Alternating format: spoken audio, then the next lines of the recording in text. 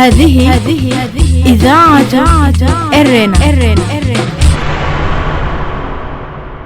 المستمعين والمستمعات الأفاضل متابعي إذاعة أرينا حيثما كنتم وحيثما سلكم بثنا، أهلا ومرحبا بكم في مستهل البرنامج العربي لهذا اليوم الجمعة 15 من نوفمبر.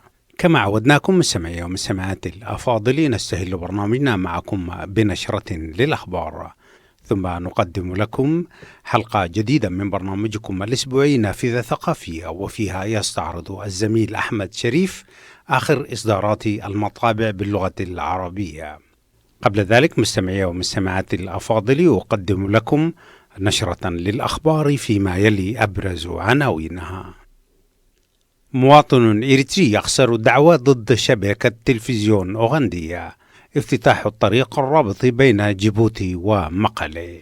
الولايات المتحدة تنوي إعادة تقييم علاقاتها مع جنوب السودان.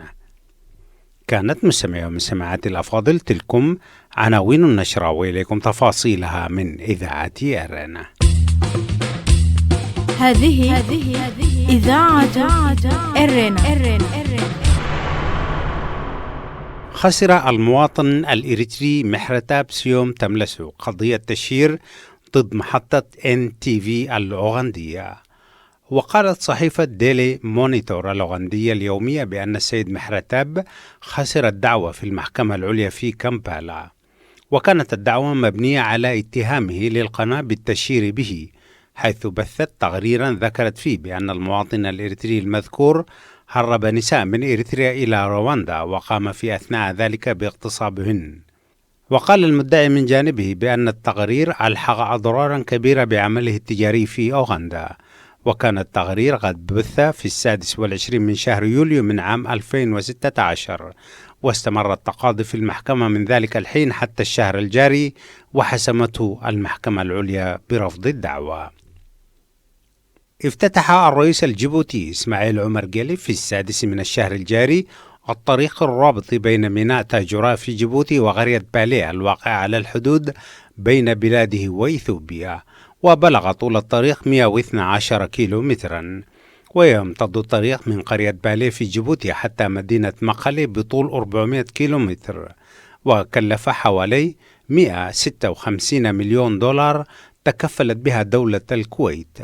وسمي الطريق الذي حضر افتتاحه أيضا سفير دولة الكويت باسم طريق الشيخ صباح، على أمير دولة الكويت الشيخ صباح الأحمد الجابر الصباح.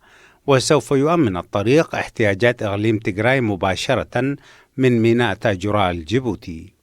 الجدير بالذكر بأن لميناء تاجورا طريق يربط أيضا بينها وبين ديردوا وأديس أبابا، وتمر به حوالي 800 شاحنة في اليوم الواحد.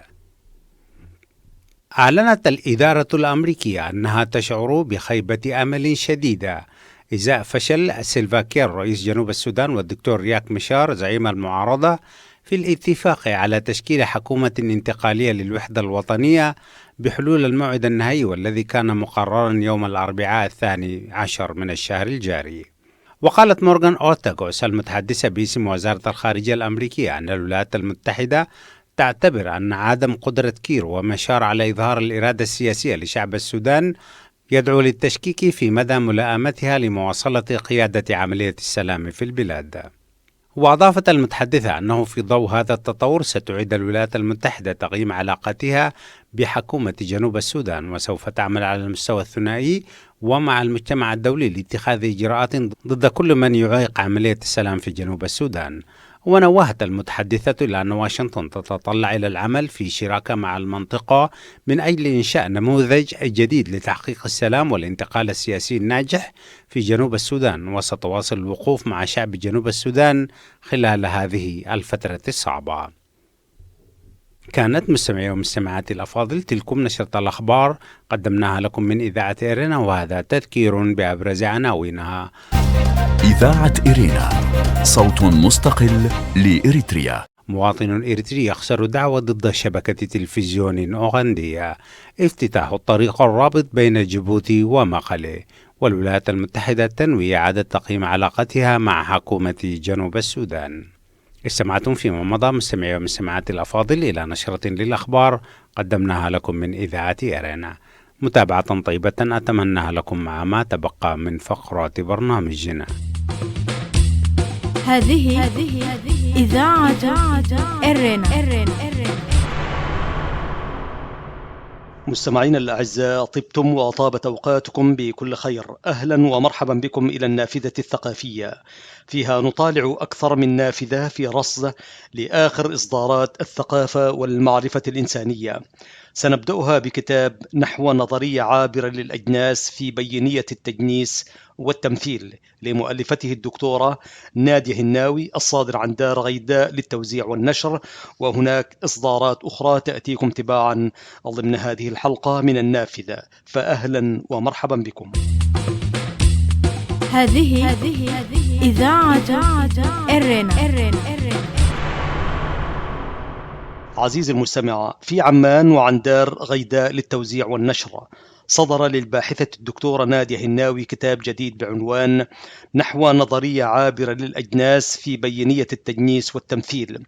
تكللت فيه جهودها القيمة في صياغة نظريتها حول التجنيس العابر، والتي سعت إلى تكريسها عبر أبحاث ماضية في مناسبات عدة. وقد طرحت الدكتورة هناوي في كتابها تأسيسا أكاديميا لتوصلاتها في الموضوع، والمطروحة لأول مرة عبر معالجات إجرائية وتنظيرية حفلت بها أبواب الكتاب وفصوله الكثيرة، التي بنيت على منحى مستحدث ينظر للأجناس العابرة منطلقا من فكرة الغوص في العملية التجنيسية، وقوفا على خصوصيتها ومرورا بملابساتها بقصد استكناه غاياتها ومعرفة موضوعاتها. والعابرية سادتي تعني كما تقول الدكتورة إمكانية تخطي الحد والتجاوز على القالب من أجل إنتاج إبداعي يجسد الأصول لأجل أن يتجاوزها وينحو منحا محددا ليغرس الجديد فيها. وما بين الولادة الشرعية لجنس لم تعد المحصلات النظرية تسمح بولادة غيره، وبين التفريع والتوليد لأنواع تنضوي هجينية بين جنسين أو أكثر، يتأتى تتبع الكتاب لمسألة العبور التي ترتهن أزمنته بالكيفية التي بها يملك الجنس الأهلية لتوسيع مساحاته وردم الفجوات بالخرق والتجاوز والهضم والامتصاص والضم والصهر والذوبان. تقول المؤلفة إن وجود نصوص عصية على التجنيس والإحساس بالحيرة في وضع لتحديد إجناسي لما سيتبدد أمام سيولة التجنيس العابر، لكن باشتراطات التوليف والصياغة والضم للأساليب والبنى والإطارات. وفي هذا الأمر لا ينهي حيرة المبدع والمتلقي فقط، بل يفتح بابا أوسع للتجريب والإبداع جديدا وتغريبا داخل قالب الجنس العابر، كما تتاح للعملية الإبداعية ممكنات جديدة لم تتحها من قبل نظرية الأنواع ولا نظرية الأجناس ولا نظرية التداخل الأجناسي.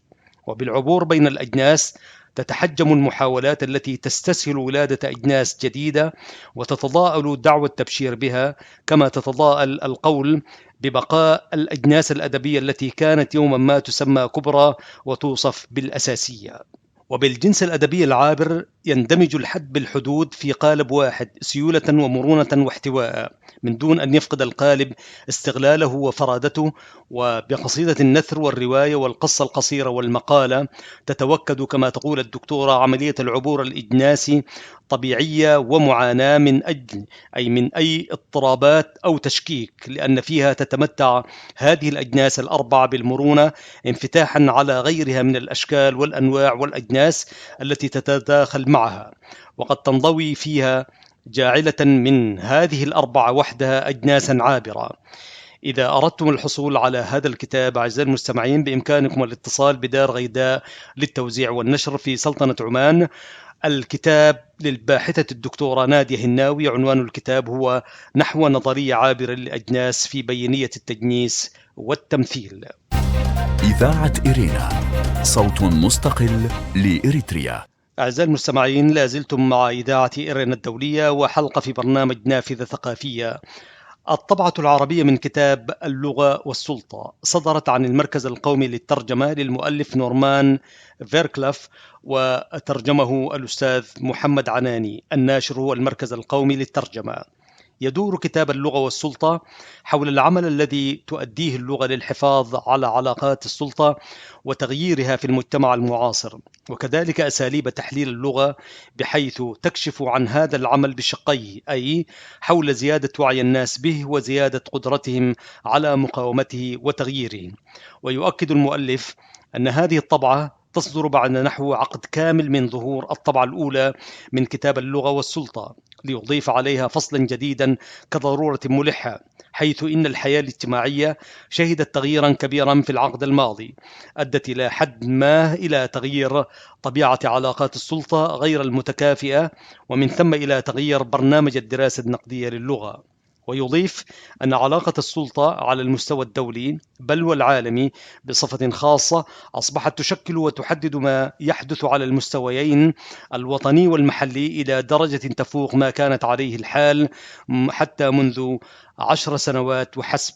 وينصب تركيز الفصل العاشر المضاف إلى الطبعة الثانية على هذه التغييرات وما تتضمنه من دلالات لمسألة اللغة والسلطة. وهذا يعني أننا عندما نجري بحوثا في علاقة اللغة بالسلطة في أطر وطنية اجتماعية أو محلية، فلا بد أن ندرك أن هذه الأطر تتعرض للتأثر بالأحداث الدولية والعلاقات القائمة على هذا المستوى، وأن هذه الأطر يمكن أن تسهم في تشكيل هذه الأحداث والعلاقات.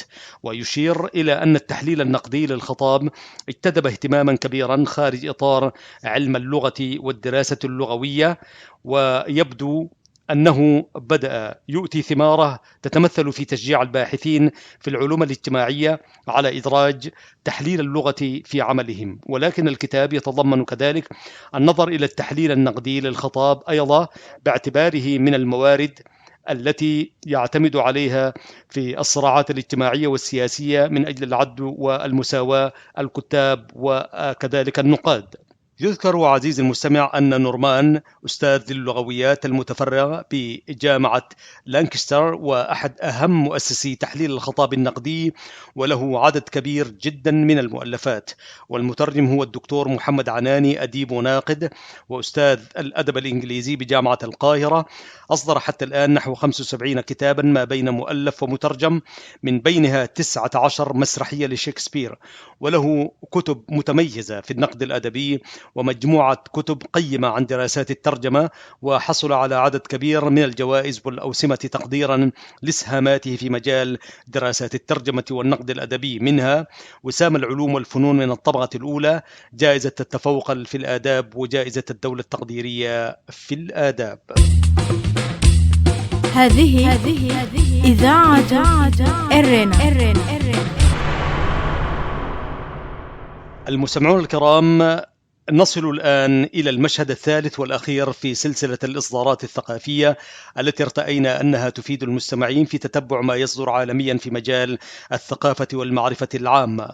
الإصدارة الأخيرة ستكون كتاب تاريخ الكذب لمؤلفه الفيلسوف الفرنسي الجزائري جاك دريدا، ترجمة الأستاذ رشيد بازي، صادر عن المركز الثقافي العربي. يبدو الكذب من المناطق التي عادة ما تغفلها المعرفة المعقلنة، إذ يكاد يغيب المصطلح من الكتابات الفكرية حتى القرن العشرين، حيث بدأت تظهر محاولات لتفسير الظاهرة كانت في البداية ضمن علم النفس، ثم سرعان ما تلقفتها اختصاصات أخرى. في كتابه تاريخ الكذب يطل الفيلسوف الفرنسي الجزائري جاك دريدا على الظاهرة من منظور مختلف. نقل هذا العمل مؤخرا إلى اللغة العربية الأستاذ رشيد بازي، وقد صدرت الترجمة كما قلنا عن المركز الثقافي العربي ضمن موجة أعمال معربة للفيلسوف الفرنسي عرفتها الأشهر الأخيرة، مثل فصول منتزعة، منشورات الجمل، ترجمة ناجي العولني وعبد العزيز العيادي ومعز مديوني، وأبراج بابل لدار الحوار، ترجمة الأستاذ مصطفى دقروري. نعود إلى الكتاب. رغم أن هذا النص الأخير تاريخ الكذب يأتي في مراحل متأخرة من حياته، حيث أنه في أصله محاضرة ألقاها عام 1997 ونشرت عام 2012، فإنه يظل قريبا من منطلقات دريدا، إذ كان رائد التفكيكية محبا له كعادته للمداخل اللغوية نحو القضايا الفلسفية. يعتمد المؤلف على مقاربة سيميو لغوية، إذ يلاحظ أن ألفاظا ومفاهيم عدة التبست بالكذب، مثل الخطأ والحماقة والخبث والأيديولوجيا وحتى الشعر. هذه الملامسات تصنع فضاء ضبابيا حول الكلمة، هذا على صعيد أول، قبل أن يتساءل إن كان تمثل الظاهرة يحدث بالشكل نفسه بين حضارة وأخرى، وخصوصا في مستويات مختلفة من الحضارة نفسها، كما هو الحال في الحضارة الغربية التي هي تراكم إغريقي روماني يهودي مسيحي. فهل نحن إزاء مدلول ثابت للكذب؟ وبالتالي هل نحن قادرون على كتابة تاريخه؟ هنا يوقفنا صاحب الكتابة والاختلاف أمام ضرورة التمييز بين تاريخ الكذب كمفهوم وتاريخ الكذب كظاهرة. موضوع الدرس يقتضي أن نلغي القياس البسيط على ما هو صحيح أو خاطئ، فالكذب هو عملية محاكاة لهما، يجعل من الصحيح نموذجا لإطلاق الخاطئ. الأكاذيب إذن ليست سوى محاكاة للحقيقة، والأساطير كانت هي الأخرى محاكاة، أي أن هذه العملية يستدعيها الإنسان كلما كانت لديه تمثلات ذهنية ونفسية لا تصاغ منطقيا. ها هو الكذب كما يلاحظ الأستاذ الكاتب الفيلسوف دريدا ليس وحده، بل أي منا يتغلغل في مظاهر الحياة البشرية، من الأسرة إلى المؤسسة السياسية إلى الإعلامية، لا شيء ينأى بنفسه عنه، بل إن أكبر السرديات التي طورها الإنسان كالعلم والتاريخ مستفزة دائما بتهمة الكذب. ثمة سؤال قد يثار: لماذا كتب دريدا هذا العمل؟ لعل سبب كتابة تاريخ الكذب لم يكن سوى كذب التاريخ. هذه إذاعة إرنا.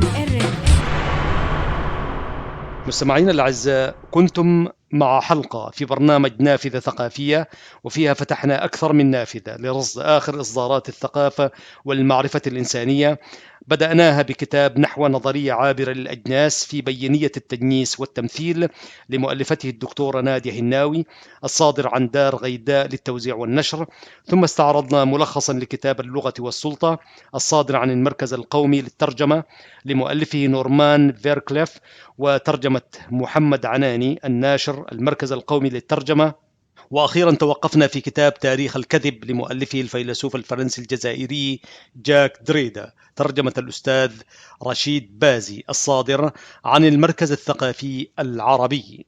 إلى هنا آنساتي سيداتي سادتي نصل وإياكم إلى ختام هذه النافذة الثقافية. كنت معكم في التقديم محدثكم أحمد شريف، تحياتي مقرونة دوما بتحايا الزملاء فتح عثمان وبنيام سمؤون. إلى لقاء. إذاعة إرينا، صوت مستقل لإريتريا. المستمعين والمستمعات الأفاضل، أهلا وسهلا بكم مجددا، وإليكم موجزا لأهم ما ورد في صدر نشرتنا الإخبارية لهذا اليوم. مواطن إريتري يخسر دعوة ضد شبكة تلفزيون أوغندية. خسر المواطن الإريتري محرتاب سيوم تملسو قضية تشهير ضد محطة NTV الأوغندية. وقالت صحيفة ديلي مونيتور بأن السيد محرتاب خسر الدعوة في المحكمة العليا في كامبالا، وكانت الدعوة مبنية على اتهامه للقناة بالتشهير به، حيث بثت تقريرا ذكرت فيه بأن المواطن الإريتري المذكور هرب نساء من إريتريا إلى رواندا، وقام في أثناء ذلك باغتصابهن. وقال المدعي من ناحيته بأن التقرير ألحق أضرارا كبيرة بعمله التجاري في أوغندا. وكان التقرير قد بث في 26 من شهر يوليو من عام 2016، واستمر التقاضي في المحكمة من ذلك الحين حتى الشهر الجاري، وحسمته المحكمة برفض الدعوة. افتتاح الطريق الرابط بين جيبوتي ومقالي. افتتح الرئيس الجيبوتي إسماعيل عمر جيلي في 6 من الشهر الجاري الطريق الرابط بين ميناء تاجورة في جيبوتي وقرية بالي الواقعة على الحدود بين بلاده وإثيوبيا، وبلغ طول الطريق 112 كيلومترا، ويمتد الطريق من قرية بالي في جيبوتي حتى مدينة مقالي بطول 400 كيلومتر، وكلف حوالي $156 تكفلت بها دولة الكويت. الولايات المتحدة تنوي إعادة تقييم علاقاتها مع حكومة جنوب السودان. أعلنت الإدارة الأمريكية أنها تشعر بخيبة أمل شديدة إزاء فشل سيلفا كير رئيس جنوب السودان والدكتور رياك مشار زعيم المعارضة في الاتفاق على تشكيل حكومة انتقالية للوحدة الوطنية بحلول الموعد النهائي والذي كان مقررا يوم الأربعاء 12 من الشهر الجاري. وقالت المتحدثة باسم وزارة الخارجية الأمريكية أن الولايات المتحدة تعتبر أن عدم قدرة كير ومشار على إظهار الإرادة السياسية لشعب السودان يدعو للتشكيك في مدى ملائمتهما لمواصلة قيادة عملية السلام في البلاد. كان هذا مستمعي ومستمعاتي الأفاضل تذكير بأهم ما ورد في صدر نشرتنا الإخبارية لهذا اليوم. إذاعة إرينا، صوت مستقل لإريتريا. وختاما لا يفوتنا أن نذكركم بأنكم يمكنكم الكتابة إلينا والتواصل معنا على البريد الإلكتروني arabicirena@gmail.com. وحتى الملتقى بكم في حلقة جديدة من برنامج نافذة ثقافية والبرامج الأخرى لإذاعة إرينا. لكم من محدثكم فتحي عثمان ومن زميلي أحمد شريف ومن زملائي في الإذاعة أطيب التحايا، ودمتم في رعاية الله وفي حفظه وأمانه. هذه إذاعة إرينا.